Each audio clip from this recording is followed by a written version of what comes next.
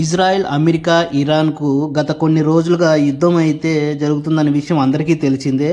అయితే పక్కనే ఉంటున్న గల్ఫ్ దేశాలకు ఇరాను చాలా పెద్ద దెబ్బ అయితే తీస్తుంది.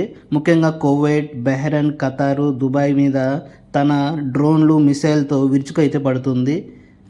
అయితే ఈ యుద్ధం స్టార్ట్ అయినప్పటి నుంచి ప్రమాదం వచ్చే ముందే కువైట్లో అంతా అన్ని ఏరియాల్లో సైరన్ అనేది మోగించేవాళ్ళు అనమాట.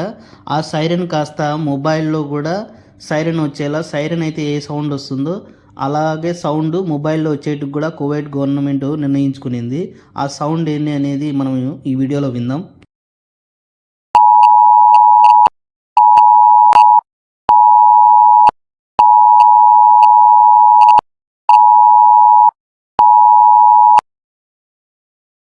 تحذير قرب وقوع الخطر.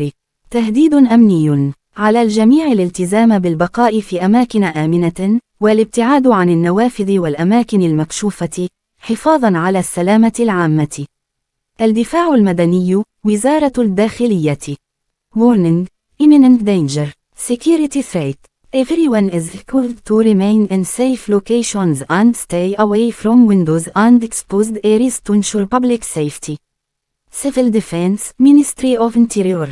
విన్నారు కదా, సైరన్లు అనేవి ఏరియాలో అనేది మోగేదనమాట. ఇప్పుడు గత 2 రోజులుగా ఇలా సెల్లో కూడా మోగుతున్నాయన్నమాట. అదే కువైట్లో ఉన్న ప్రజలకు, ప్రవాసులకు ఈ సైరన్ మొబైల్కి కూడా రావడంతో వాళ్ళు నిద్ర సమయంలో భంగం కలిగేలా ఉందని చెప్పేసి కువైట్ గవర్నమెంట్ మంత్రిత్వ శాఖ కొన్ని మార్పులు అయితే చేసింది. అయితే ఈ సైరన్లు రాత్రి 10 గంటల నుంచి ఉదయం 8 గంటల వరకు మన సెల్లుకు ఏదైనా మెసేజ్ వస్తే అలా మెసేజ్ అయితే వచ్చేలాగా మార్చారనమాట. అలాగే ఉదయము 8 గంటల నుంచి రాత్రి 10 గంటల వరకు గట్టిగా శబ్దాలతో సైరన్లు, అలాగే మొబైల్తో ఇప్పుడు ఏదైతే ముందు మనం విన్నామో అలాగా మొబైల్లో గట్టిగా సౌండ్ అనేది వచ్చేలా ఇక్కడ మంత్రిత్వ శాఖ నిర్ణయాలు అయితే తీసుకునింది. అయితే ఈ యుద్ధాలన్నీ తొందరలోనే తగ్గిపోవాలని మనమందరం అయితే కోరుకున్నాం. ఈ వీడియో మీ అందరికీ నచ్చితే లైక్ చేయండి. ఇలాంటి మరిన్ని ఇన్ఫర్మేషన్ కోసం మన ఛానల్ని ప్లీజ్ సబ్స్క్రైబ్ అయితే చేసుకోండి. Thanks for watching. జై హింద్.